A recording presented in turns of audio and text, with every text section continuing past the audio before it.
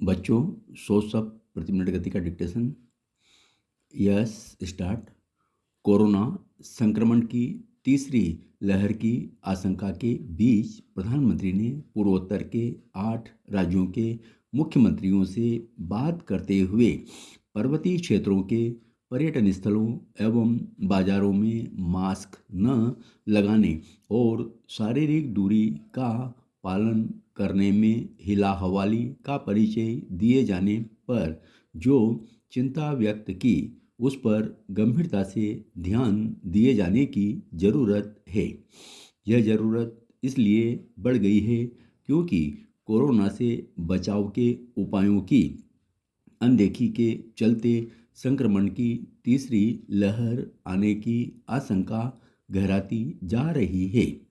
एक आकलन तो यह भी है कि तीसरी लहर पहले ही शुरू हो चुकी है।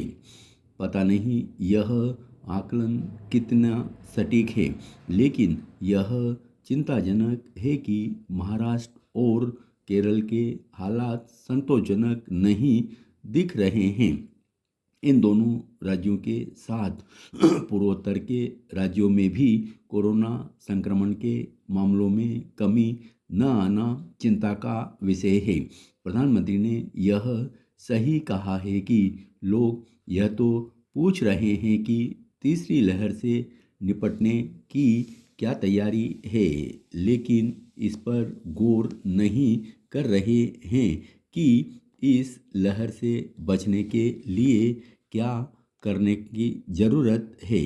निसंदेह पर्यटन स्थलों में जाने की मनाही नहीं है, लेकिन यह भी नहीं कहा गया कि इन स्थलों में किसी तरह की सावधानी बरतने की आवश्यकता नहीं है।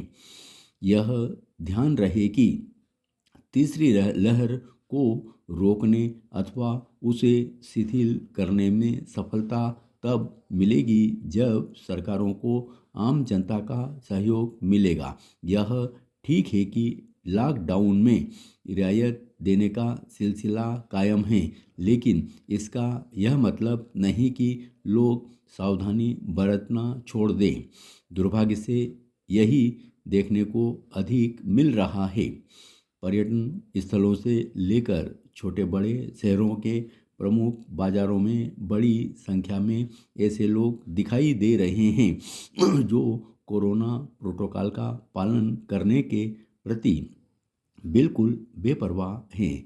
इस बेपरवाही को देखकर तो यही लगता है कि लोग यह मान बैठे हैं कि कोरोना का खतरा टल गया है, लेकिन सच्चाई यह है कि अभी कोरोना संक्रमण की दूसरी लहर ही खत्म नहीं हुई है। अभी भी प्रतिदिन करीब 30,000 से अधिक संक्रमित लोग सामने आ रहे हैं। बेशक संक्रमित लोगों की संख्या में गिरावट आ रही है, लेकिन कोरोना अभी भी जानलेवा बना हुआ है। जहां लोगों को यह समझने की ज़रूरत है कि कोरोना संक्रमण से बचे रहने के लिए अभी सावधानी बरतने की ज़रूरत है, वहीं राज्य सरकारों और उनके प्रशासन को भी इसके लिए सजगता बरतने की आवश्यकता है कि सार्वजनिक स्थलों में भीड़भाड़ न बढ़ने पाए। मौजूदा हालात में राज्य सरकारों को धार्मिक सांस्कृतिक आयोजनों को हरी झंडी देने से परहेज करना चाहिए। पेरा, इसमें कोई शक नहीं है कि वर्तमान में कैबिनेट फेरबदल में मोदी की छाप दिख रही है। मोदी सरकार के पहले बदलाव में अमित शाह ने मोदी की मदद की थी और मोदी की टीम चुनने में उनकी बड़ी भूमिका रही थी। शाह ने संघ के निर्देशों का ध्यान रखते हुए ही उस समय मंत्रिमंडल गठन में मोदी की मदद की थी, लेकिन इस बार दिख रहा है कि पूरी कवायद में अकेले प्रधानमंत्री मोदी की ही चली है और उन्होंने ही दिशा निर्देश दिए थे।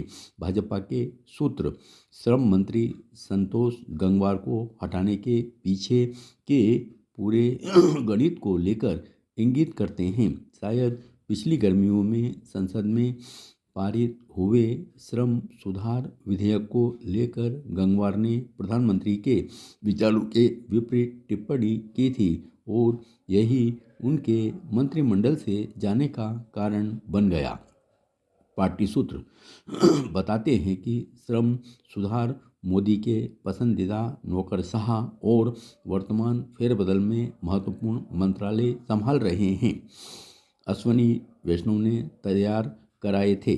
वास्तव में माना जा रहा है कि वैष्णव ने इस बिल को लेकर गंगवार के साथ विचार विमर्श भी किया था और गंगवार ने इन बिलों की तैयारी को लेकर ही विरोध किया था।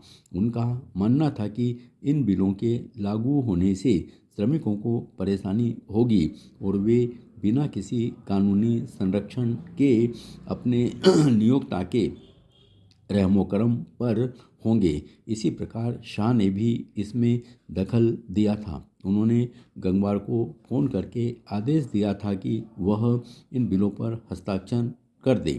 मंत्री ने मजबूरी में ऐसा कर तो दिया, लेकिन अपने आकाओं के निर्देशों और उनसे पूछताछ के कारण व्यथित हो गए थे। गंगवार का बाहर जाना उनके गृह राज्य उत्तर प्रदेश में दूसरी बार सत्ता हासिल करने की कोशिशों में जुटी भाजपा की संभावनाओं पर असर डाल सकता है।